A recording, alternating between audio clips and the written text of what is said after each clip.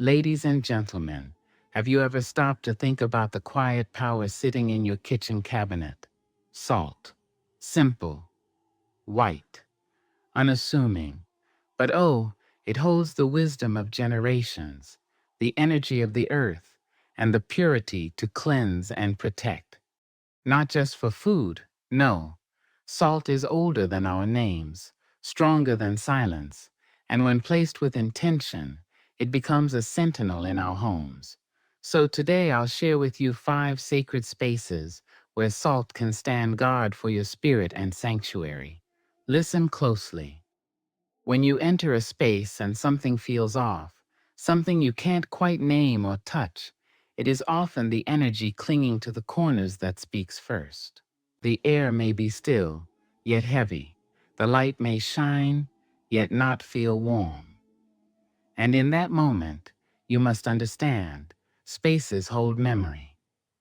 Rooms collect emotions, conversations, thoughts spoken and unspoken, all carried and caught in the quiet corners.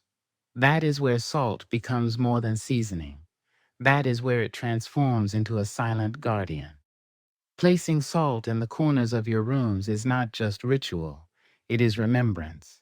It is the way our ancestors protected what was sacred.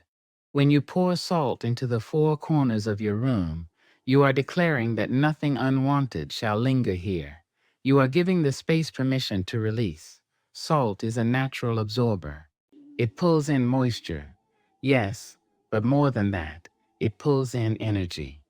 Heavy energy, stagnant energy, sad energy, angry energy, energy that refuses to leave even after the people have gone. That energy seeps into corners because corners are where the flow stops. That is where it gathers. And if left unspoken to, untouched, it grows into something felt but not seen. Something that disturbs sleep, stirs anxiety, brings disquiet to your days. So when you walk into your bedroom or your living room or that hallway that always feels colder than it should, take a bowl of salt or simply pour a small mound directly into the corner. Let it sit like a sentinel. Let it speak the language of grounding. You do not need to announce it. You do not need incense or chants or candles unless your spirit desires it. All you need is the salt and the belief that you are reclaiming your space. You may leave it for a few days or even weeks. Trust your intuition. You will know when the salt has done its work. Sometimes it clumps. Sometimes it darkens. Sometimes it simply feels different.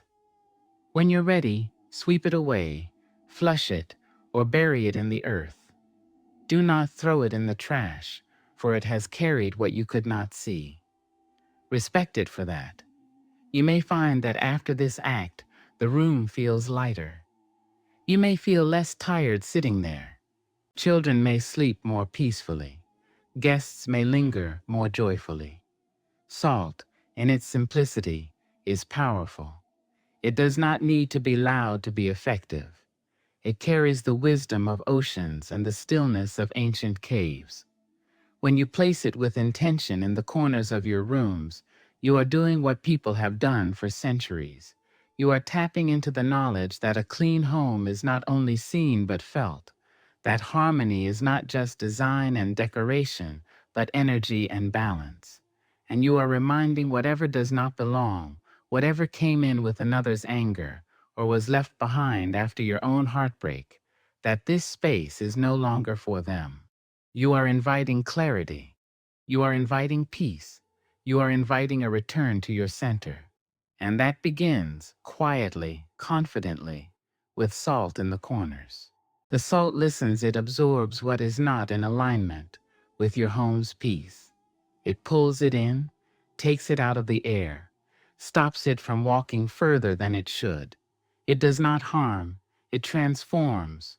It neutralizes the weight and holds it still, so it does not cling to the walls or seep into your laughter or sit heavy in your dreams.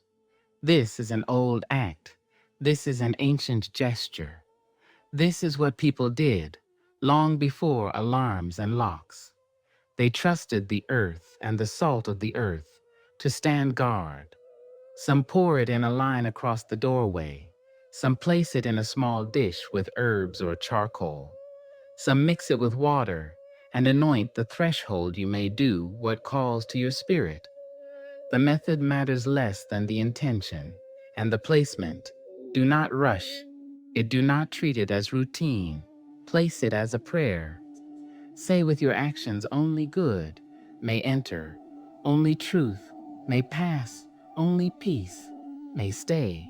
And if you feel the need to refresh it, then flowers or clean sheets.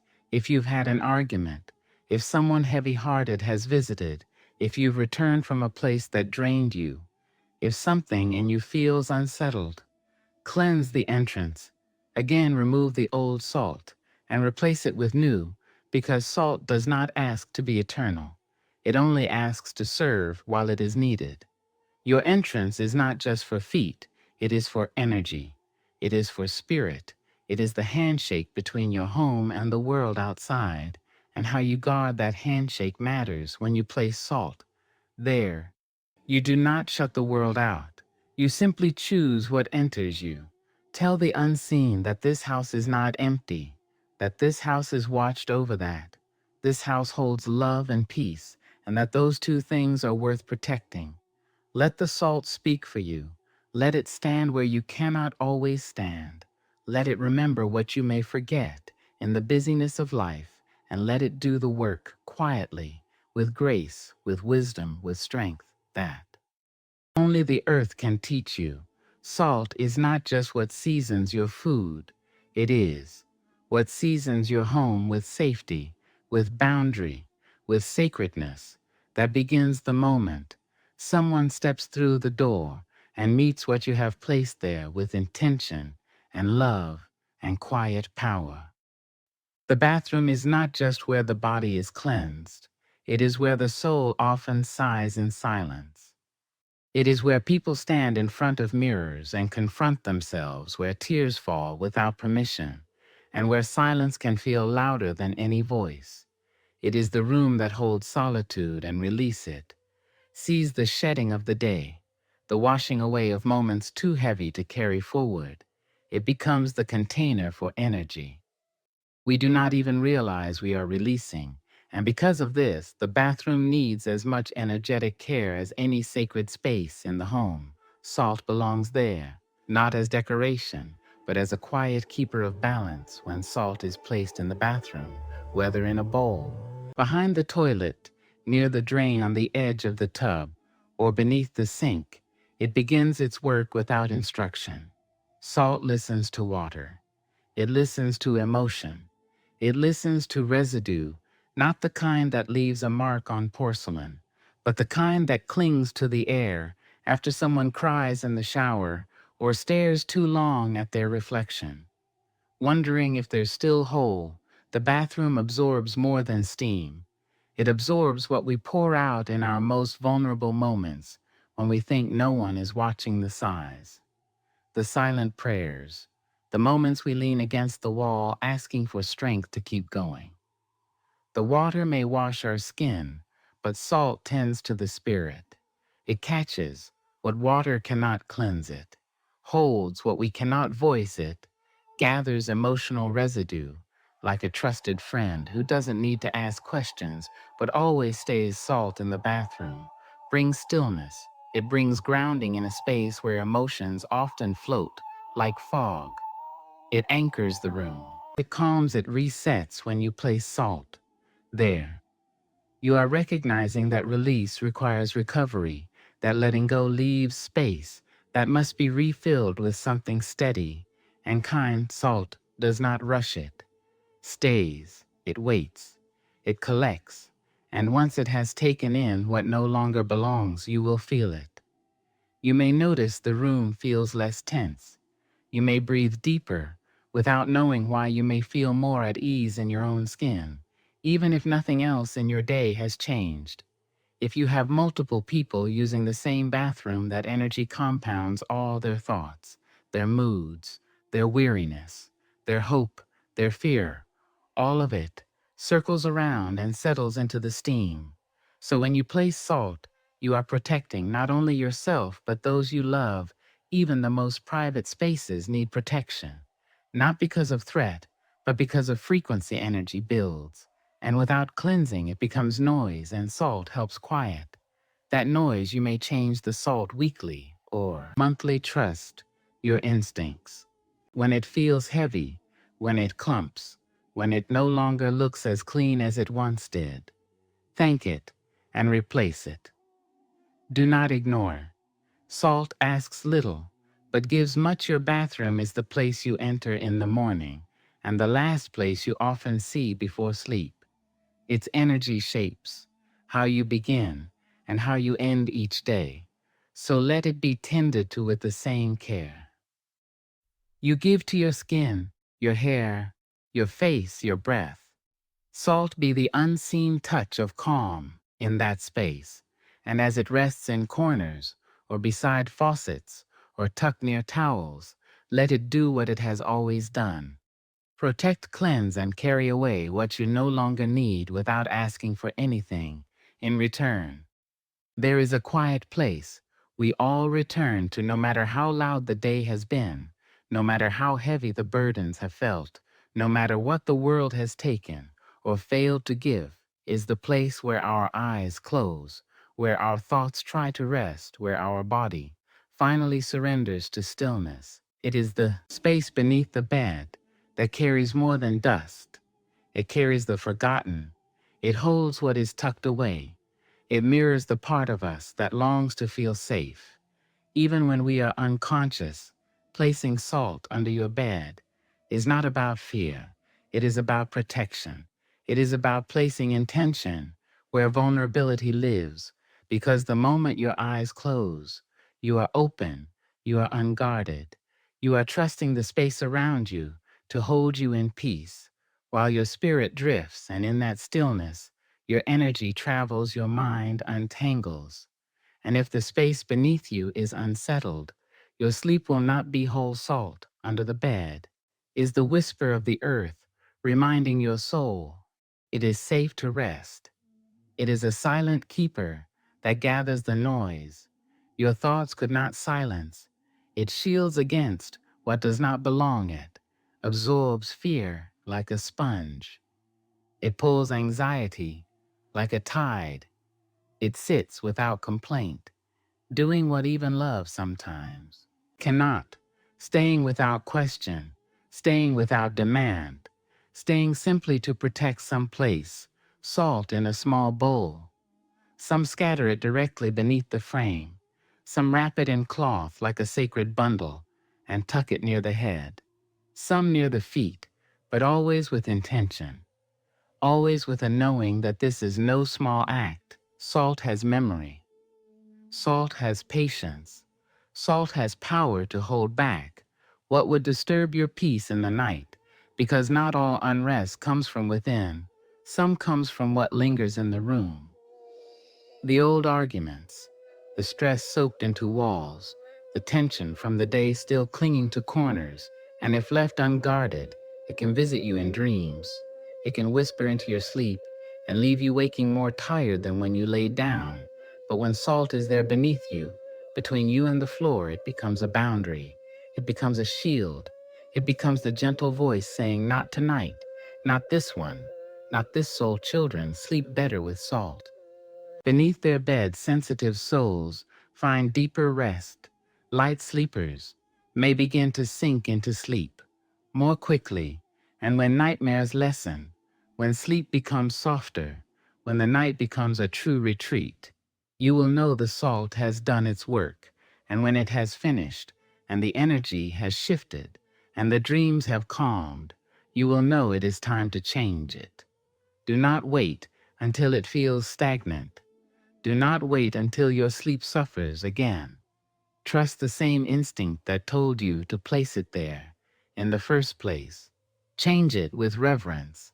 Thank it for what it carried, and lay down new salt as you would lay down new sheets, as you would draw a new bath, as you would start a new day. Let the space beneath you be as sacred as the space around you. We clean our sheets, We fluff our pillows, we light candles and spray calming scents, but stillness does not come from softness alone. It comes from safety, and salt offers that safety. It anchors the unseen, it holds what we should not have to hold alone. Let it work while you sleep. Let it gather what you cannot name. Let it be your quiet guardian.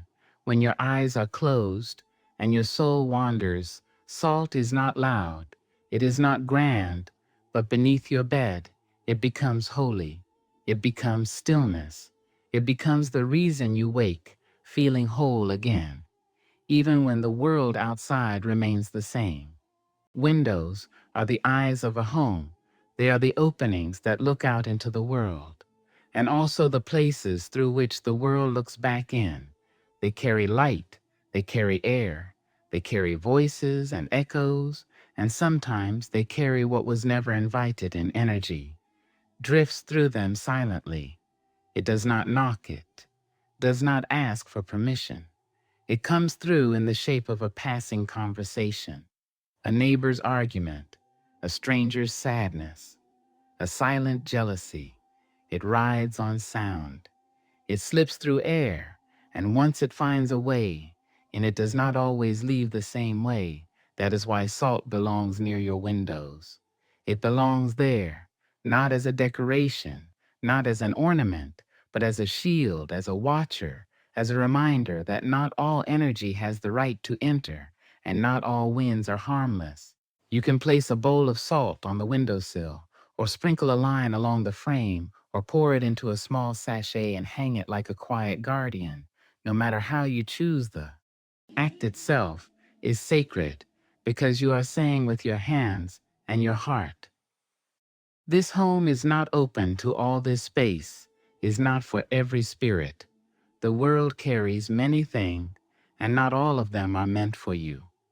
Salt listens. It listens to the movement of energy. It listens to the change in mood. It listens to the unspoken.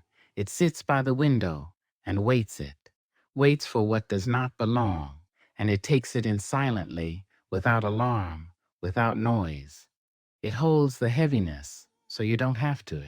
It shields the joy, so it is not stolen. It keeps peace inside and discomfort out. The salt does what curtains and glass cannot. It works in the invisible realm.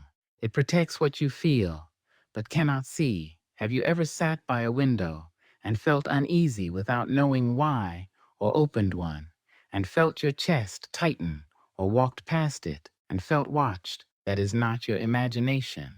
That is your energy responding. It is your spirit, catches what tried to slip through it, holds what the breeze tried to bring in. People who live in busy places, people who live near others, who speak loudly or argue often, people who live near pain or sorrow or the ghosts of cities, carry more than they realize, and windows become passageways. If left unguarded, salt helps to close those passages, not with fear, but with wisdom, not with force, but with quiet certainty. And if you keep plants near your windows, or sacred objects, or things you love, salt helps protect them too, because even beauty needs a barrier, even joy deserves a circle drawn around it. And once the salt has served its time, once it has held and caught and filtered the unseen, you will feel it. The windows may seem clearer, not to your eyes, but to your chest. Your breathing may soften the air, may feel more yours. And when that happens, you remove it and replace it, because like all protectors, salt must also rest. Do not throw it carelessly. Thank it, discard it into the earth, or into running water, or bury it like an offering. And when you place the new salt, you do so with the same reverence, with the same voice that says this window does not just see it, speaks. This window does not just let in light, it lets in life, and that life deserves to be filtered. That life deserves to be welcomed with grace, not forced, not allowed to crash in salt. Is the gentle hand that pauses the world at the edge of your glass and says, stop, breathe, ask for permission.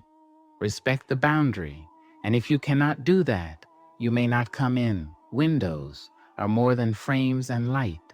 They are thresholds, and everything that comes through them leaves a trace. So let the salt guard that space. Let it sit with patience.